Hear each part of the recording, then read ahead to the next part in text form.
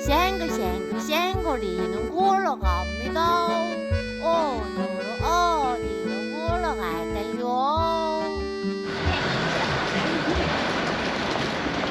여러분, 지금은 8시인데요. 아직도 이렇게 프랑스는 깜깜합니다. 왜 이렇게 일찍 나왔냐? 바로 베르사유 궁전을 가기 위해서입니다.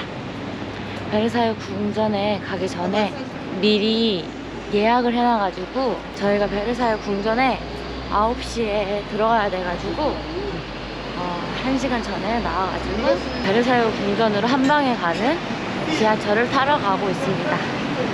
조금 더 밝아지면 그때 다시 킬게요. 여러분, 베르사유를 가는 기차에 탔습니다.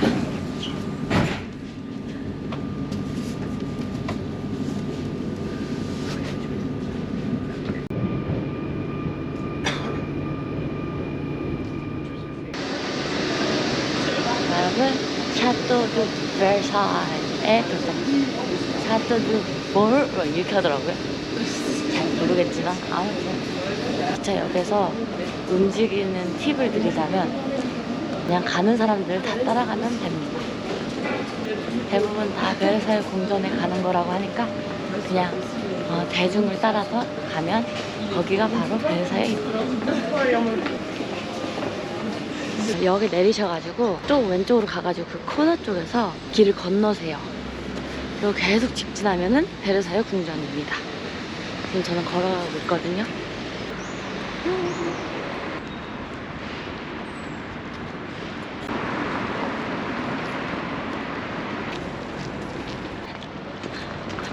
여러분, 베르사유 궁전에 도착! 도착! 도착! 도착! 도착! 도착! 도착했습니다. 베르사유에 대해 이야기하려면 루이 14세의 이야기가 빠질 수 없겠죠?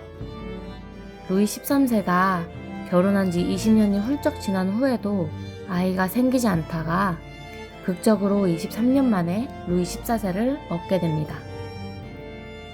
오랜 기다림 끝에 얻은 자식이니 신이 주신 선물로서 귀하게 키워졌는데요. 부르본 가문의 선물 루이 14세가 태어나 5년이 지난 후에 루이 13세가 죽고 그 왕위를 고작 5살이던 루이 14세가 이어받게 됩니다. 그러나 너무 어린 루이 14세를 대신하여 그의 어머니 안 도트리슈와 쥘 마자랭 추기경이 대신 프랑스를 통치하기 시작했고, 그로부터 또 5년 뒤 스페인과의 전쟁으로 인한 증세와 더해 쥘 마자랭이 루이 13세 때 재상 리슐리웨의 국가주의 정책을 그대로 이어받으면서 왕권이 흔들리게 됩니다. 리슐리에는 귀족의 불만을 강압적으로 억제하고 왕의 권한만을 강조하는 왕권 신수설을 주장했던 재상으로 쥘 마자랭의 리슐리웨 정책 이행은 귀족 세력들에게 청천벽력으로 다가왔습니다. 안 도트리슈와 쥘 마자랭이 1648년에 파리 고등법원의 강경파 평정관을 체포하면서 고등법원과 대귀족들이 쥘 마자랭의 창문에 돌을 던지기 시작합니다.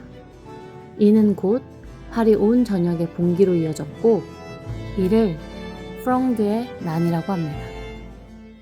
귀족들의 반란을 통제하지 못했던 어머니와 추기경은 루이 14세를 데리고 이곳저곳 도망다니기 시작합니다. 그 과정 속에서 어린 나이의 루이 14세는 너무나 힘든 나날을 보내야 했습니다. 프롱드의 난이 5년간 지속되면서 그들끼리의 당파 싸움으로 내부 분열되어 다시 왕권이 강화되는 계기가 되었습니다. 이에 부르봉 왕가의 복귀를 요구하기 시작했고, 루이 14세가 16살이 되던 해에야 파리로 다시 복귀할 수 있었는데요. 이때 루이 14세는 자신이 힘이 없어 왕권이 추락했던 그 치욕스러운 일들이 다시는 일어나지 못하게 하기 위해 인간으로서의 왕이 아닌 신이 되려 합니다. 태양왕 루이 14세는 절대 왕권을 확립하기 위한 계획을 짭니다. 첫째, 귀족들에게 귀족임을 증명할 수 있는 서류들을 내라고 요구했어요. 그동안 귀족으로 살아왔던 귀족들도 증명 서류를 제출하지 못해 특권을 누릴 수 있는 귀족의 수가 반으로 줄었습니다. 자료를 제출했어도 루이 14세의 눈밖에 나면 인정받지 못하게 되어 고분고분 순환양이 됩니다. 둘째, 줄어든 귀족들 내에서도 서열을 만들기 시작합니다. 서열이 높아질수록 더 많은 특권이 생기니 귀족들은 더 좋은 자기를 받기 위해 루이 14세에게 잘 보이려고 노력했고 절대 복종이 당연시됩니다. 그리하여 자연스레 루이 14세의 왕권이 강해집니다. 셋째, 베르사유 궁전을 지음으로써 절대 왕권을 확립합니다. 베르사유 궁전은 사실 그 규모를 보면 알다시피 하루아침에 지어진 궁은 아닙니다. 1624년 사냥을 좋아하던 루이 13세가 사냥 별장을 지었고 그 작은 별장은 허술한 곳을 돌과 벽돌로 대체하는 정도로만 유지되었는데요. 루이 14세 때 재무장관이었던 니콜라 푸케는 재무장관으로서 일하던 당시 프랑스의 국세로 개인 재산을 축적했고 그 재산으로 보르비콩트라는 프랑스 왕가보다도 더 웅장하고 큰 저택을 지었어요. 자신의 저택을 자랑하기 위해 프랑스 주요 귀족들과 루이 14세를 저택에 초대했고 그 연회 후 딱 14일 만에 니콜라 푸케는 뇌물수수 혐의로 체포됩니다. 한편 푸케의 저택이 내심 부러웠던 루이 14세는 베르사유에 있는 루이 13세의 사냥 별장을 비콩트 저택을 건축한 건축가 루이 르브, 조경사 앙드레 르 노트르, 실내 장식에 샤를 르브랭을 투입시켜 방만 2,300개, 창문만 2,143개, 계단만 67개에 달하는 모두가 부러워하는 머무르고 싶어하는 화려하고 웅장한 황금과 실크의 궁전 베르사유를 짓습니다. 귀족들은 루이 14세를 신으로 여기며 그를 찬양하게 됩니다. 50년간 베르사유를 증축해 나가며 유럽에서 가장 큰 궁전으로 만들고 다른 나라 왕들까지도 따라할 만큼 최장기간 통치한 절대 군주로서 73년간 프랑스를 통치합니다. 여러분 대박 큽니다. 대박 커요. 규모가 장난이 아닙니다. 영상이 이게 그렇게 안 남긴다니까요. 모든 게 다 엄청 작게 보이는 게 문제예요. 에펠탑도 그렇고. 유명한 황금문입니다. 황금문. 이따가 저랑 12시 10분까지 황금문이다. 황금문. 이 베르사유 궁전이 그 프랑스 태양왕의 그리고 마리 앙뚜아네트의 사치를 볼 수 있는 궁이지 않을까 싶은데 뮤지엄 패스가 있기 때문에 이거랑 그리고 미리 예약했던 예약 시간이 있는 티켓 가지고 있습니다. 9시 가장 빠른 시간에 예약을 했는데 아침 시간인데도 사람들이 꽤 많습니다. 지금 베르사유 궁전 안으로 들어갔고요. 이제 관람을 시작합니다.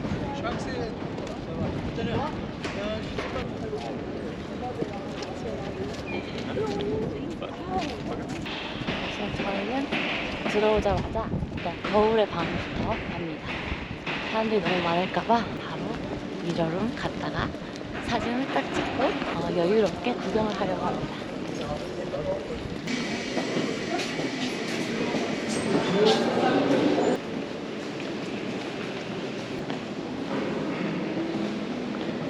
걸어가는 곳은 딱 정해져 있는데 어딘지 길을 모르겠네. 날씨가 들어가야 돼.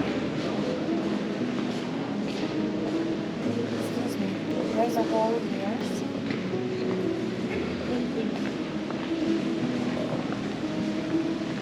여기가 베르사유 그 17개 계단 중에 하나. 올라.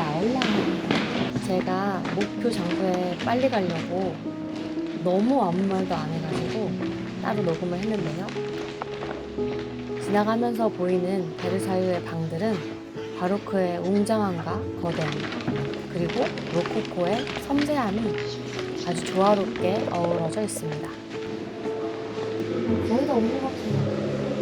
이거 왜 이렇게 아니 왼쪽에 오른쪽에 난 왼쪽 난 찍어도 되지라. 이 베르사유 궁전은 보는 오른쪽으로 돌리는 거예요.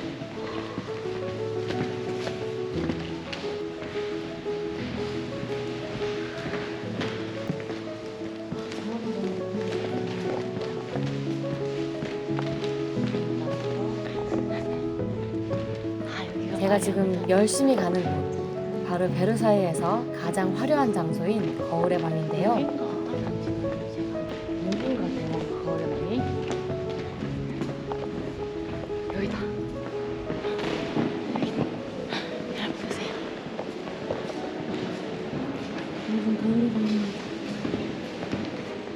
거울의 방은 원래 존재하지 않았다고 해요. 보시다시피 초기에는 야외 테라스 같은 장소였는데 루이 14세와 왕비 마리 테레즈의 방과 방 사이에 만남의 장소로서 만들어졌다네요.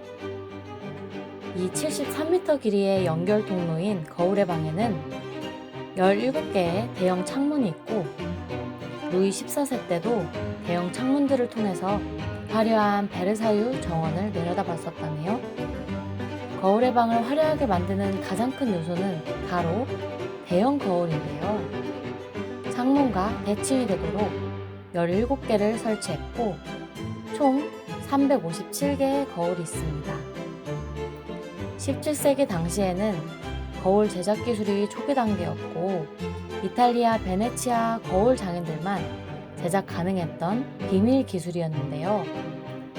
루이 14세가 베네치아 거울 장인들을 몰래 프랑스로 데려와서 프랑스가 이만큼 과학기술이 발전했고 예술성이 높다라는 걸 보여주고자 했다네요. 그리고 루이 14세의 권력과 부의 상징으로서 만든 거울의 방인 만큼 천장 가득 빼곡히 루이 14세의 업적이 담긴 천장화가 그려져 있습니다. 거울의 방은 그 화려한 만큼이나 세계사에서 결정적인 순간들을 담고 있는데요. 1919년 세계 1차 대전 이후 국제 관계를 확정하고 평화와 안전을 유지하기 위해 31개의 연합국들과 독일이 모여 베르사유 조약을 체결한 그 역사적인 순간의 배경이 바로 여기 베르사유 거울의 방입니다.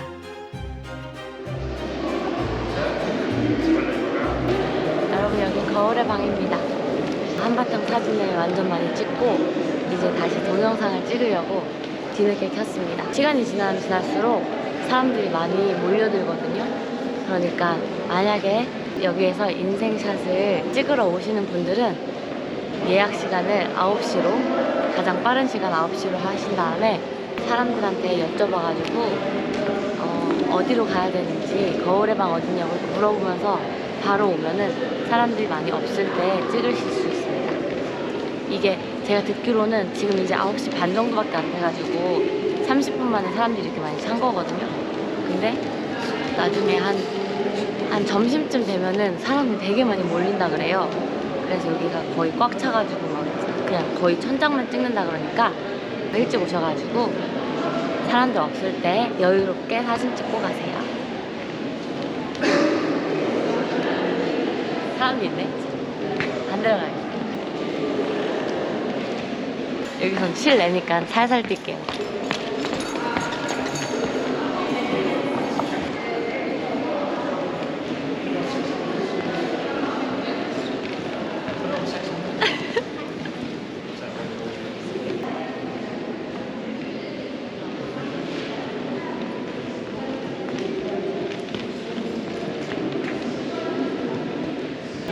여러분, 저 뒤에 정원이 보이시나요? 아마 이게 빛의 차이 때문에 안 보이실 텐데 제가 빨리 없어져서 예쁜 정원을 보여드리겠습니다.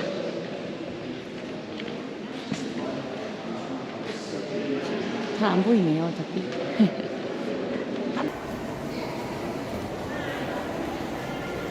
이제 거울의 방을 나서려고 합니다. 사람이 엄청 많아졌죠. 저기 이쪽 앞쪽에도 사람이 되게 많고 뒤에도 사람이 계속 들어옵니다. 그래서 일찍 오는 거 무조건 추천.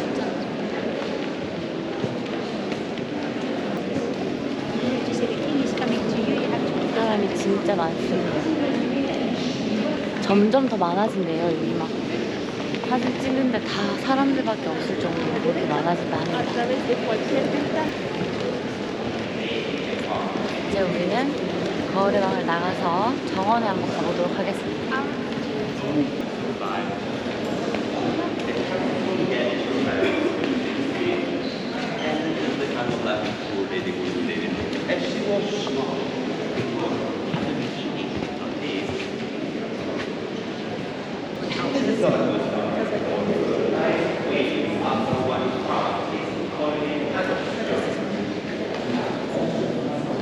가자.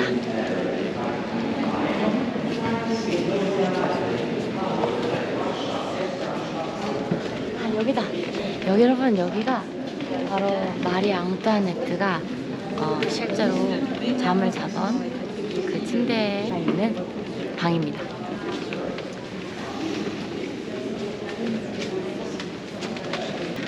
마리 앙뚜아네트 하면은 그 말이 너무 유명하죠. 먹을 게 없다고 하니까, 빵이 없다고 하니까 그럼 빵 대신 쿠키를 먹으면 되잖아, 이런 식으로 얘기를 했나? 어쨌든 그런 약간 망언을 했다고 유명한데 실제로는 그런 얘기를 했다는 기록이 없대요. 그래서 약간 서민들 사이에서 왕과 왕비를 미워할 만한 그런 말을 만들어서 뭔가 잘못되면은 이게 다 왕비 때문에 그래, 약간 이런 왕과 왕비의 탓을 많이 했다고 합니다. 그래서 그런 소문이 돈 거지 실제로 마리 앙뚜아네트가 그런 얘기를 했다고는 기록되어지진 않습니다. 어쨌든 이 침대가 마리 앙뚜아네트의 침대인데 실제로 보면은 굉장히 짧아요. 요즘에 나오는 침대보다 길이가 짧습니다. 그게 이 사람들이 키가 작아서 뭐 그런 것보다는 완전 누워서 자는 것보다 약간 앉아서 잤었대요. 그리고 이 베르사유 궁전에 살았던 태양왕이 이 궁을 만들기 위해서 자기네들이 멋있게 살기 위해서 프랑스에 빚을 엄청나게 많이 졌다 그러는데 이 궁 자체가 그 당시에 왕의 사치를 볼 수 있는 그런 궁의 대표적인 예라고 할 수 있습니다. 이 사람들은 여기 살면서 심지어 잘 때도 누가 지켜보고 있는 거예요. 자는 거를, 용변을 보는 거를 지켜보고 있는 거고, 모든 행위를 할 때 감시를 받아야 되는 그런 좀 슬픈 삶을 살았습니다. 그래서 그냥 뭐 우리한테 알려진 것만 보고는 이렇게 호화롭게 바닥도 다 대리석에, 벽도 막 다 황금 칠해놓고 막 엄청나게 비싼 액자와, 이 당시에는 중국에서 이제 실크가 들어오잖아요. 근데 엄청나게 비쌌다 그래요. 엄청 비쌌다 그래요. 근데 뭐 커튼도 다 실크, 침대도 다 실크, 다 막, 그러니까 이 사람들이 프랑스 사람들한테 빚만 다 주고서는 자기네들 행복하게 살라고 그렇게 했나 하지만 실제로는 좀 비극적이고 불운하게 살았다고 합니다.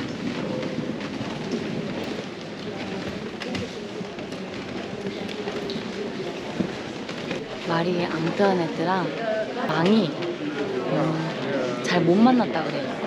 둘이 부부고 결혼을 했는데도 1년에 몇 번 못 만났대요. 그리고 만나는 날을 정해가지고 만날 수 있다고 얘기하는 그때에 두 사람이 만날 수 있었다고 합니다. 그리고 대부분 만나면 거울의 방에서 만났다고 했고요. 밥도 아마 따로 먹지 않았나 그렇게 들었거든요. 마리 앙뚜아네트와 이게 프랑스 왕이 어떻게 결혼을 했냐면 마리 앙뚜아네트는 오스트리아 사람이었거든요. 근데 오스트리아의 막내딸이 어떻게 프랑스의 왕비가 되었나 궁금하실 텐데 루이 16세와 결혼할 때 그 당시에 위에서 유럽 위에서 세력들이 자꾸 이렇게 아래로 내려오는 거예요. 그래서 약간의 위협을 느낀 오스트리아 왕과 프랑스 왕이 같이 연대를 해가지고 위에 세력들하고 싸우자 해가지고 오스트리아 마리 앙뚜아네트 왕비와 루이 16세가 결혼을 하게 된 거예요. 근데 결혼해서 둘이 잘 못 만났다고 합니다. 왜냐하면 루이 16세가 엄청나게 약간 미신을 믿는 사람이었대요. 그래서 좋은 날이잖아요. 좋은 날에만 만나고 만날 수 있도록 허락되어진 날에만 만났다고 합니다. 그래서 1년에 몇 번 만나진 못했는데 어쨌든 자식은 잘 낳았습니다. 많이 낳았습니다. 지금까지 본 방만해도 수십 개가 넘는데 너무 충격적인 사실은 이 큰 베르사유 궁전에 화장실이 없었대요. 화장실이 없는 상태로 어떻게 그 많은 사람들이 용변을 받는지 너무 궁금하죠? 아무튼 화장실이 없었기 때문에 눈으로 보기에는 너무너무 화려하고 우아하고 웅장한 베르사유 궁전이 후각적으로 아주 안 좋은 찌렁내가 났다. 아, 여러분, 저 베르사유 이제 정원에 갈 건데 베르사유 정원에 한 스토리가 있어요. 마리 앙뚜아네트가 사실 남편 루이 16세 결혼 생활을 만족하지 못했대요. 왜냐면 외롭기도 했겠죠. 잘 만나지도 못하고 그러니까. 그래서 베르사유 궁전에 약간 마리 앙뚜아네트를 위해서 사랑하는 마음으로 만들어준 구조물이 있거든요. 근데 거기에서 마리 앙뚜아네트가 남편 몰래 바람을 폈다고 합니다. 약간 이게 설이긴 한데 막 동성애도 했다고 하고 남편의 동생이랑 바람 폈다 했나? 아무튼 여기에서 베르사유 궁전에서 같이 생활하고 있는 사람이랑 바람을 폈다고 합니다. 그곳에도 한번 가보려고 합니다. 드디어 베르사유 정원에 돌아가네. 엄청 크다는데 가는 모르겠지. 나가려는데 우선 쓰는 사람들이 보이네요. 이로써 베르사유 궁전 1편이 끝났는데요. 모두에게 알려진 인물들의 이야기, 그 당시 역사 이야기, 그리고 아름다운 건물과 화려한 실내 장식, 최대한 많은 정보들을 담으려고 노력했어요. 다음 편에는 베르사유 정원에 대한 이야기들, 그리고 정원 안에 있는 건물들에서 어떤 일들이 일어났는지를 준비했으니까 다음 편도 기대해주세요. 이번 편 영상에서 나온 것처럼 베르사유 궁전, 그 중에서도 루이 14세를 시작으로 많은 왕들이 사랑했던 거울의 방처럼 세상 화려하고 반짝반짝 황금빛이 도는 우아한 내일 되세요. 오늘도 시청해주셔서 감사합니다.